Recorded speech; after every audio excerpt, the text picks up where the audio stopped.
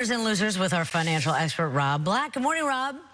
Morning, Daria. So I think that what happened to Snapchat kind of makes sense, because isn't that the one that you send it and then like it implodes, like it blows up right after you send the text or whatever? The message. Well, Snapchat is a social app, and I think it's kind of for 16-year-olds, 25. And what they're really telling us is not so much about the imploding messages. It's more so that advertisers are starting to get worried about the back half of summer and maybe even to the holiday season. As April 21, Snap said everything's fine, but then they've slowly started to say things are starting to deteriorate. You've seen that out of other companies as well. So those are some of the stories out there. I think a big one today is Christine Lagarde, who I really, really like. She's an economist. She's worked for the IMF. She's in charge of the ECB, the European Central Bank. She said Bitcoin and cryptocurrencies are worth zero. I think people should hear that before it happens or if it happens. Abercrombie and Fitch says the economy stinks. It's worthy of note, we're starting to see more companies lay off people or announce potential layoffs.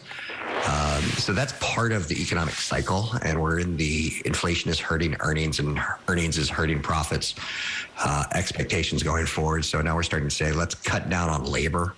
And that should help inflation too, because if more people are searching for one job, they're more likely to take less than more. So it's just a weird, bad year, except unless you're Conan O'Brien. He just got $150 million for selling his podcast out there. And I think that's interesting. They're selling it to SiriusXM satellite, which I don't really quite get as far as a podcast play, but it's out there. Wait, why don't you they had get okay that? numbers. Go ahead. Why don't you get that? Why, like, is it serious? Like, is that also? Yeah, I think the players for podcast really are Spotify and Apple. Oh, maybe Google.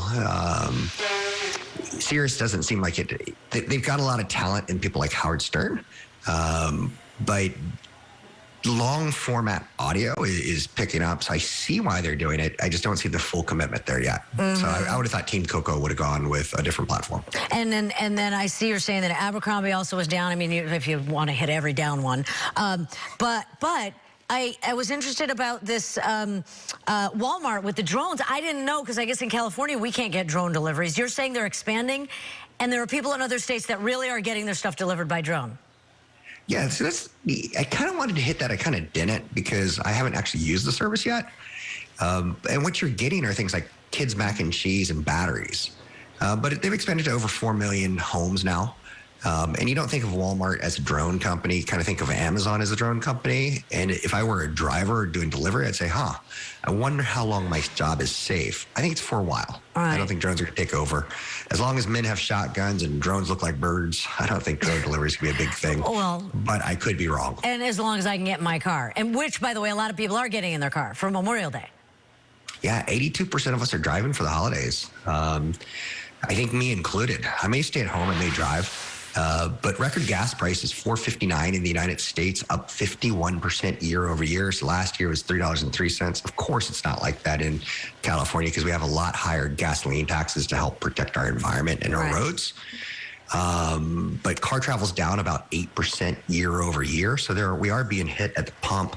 Maybe it's a little COVID worries. Maybe it's a little inflation worries, but I think it's the gas price. Yeah. When I see it at $6, $7, I'm like, let's take the EV. Let's charge the EV. Let's do that. Exactly. So, stay close to home with the EV. 11% of us are taking EVs on vacation this year. That number's growing. Give time. Just leave time to charge. That's all I'm going to tell you. All right.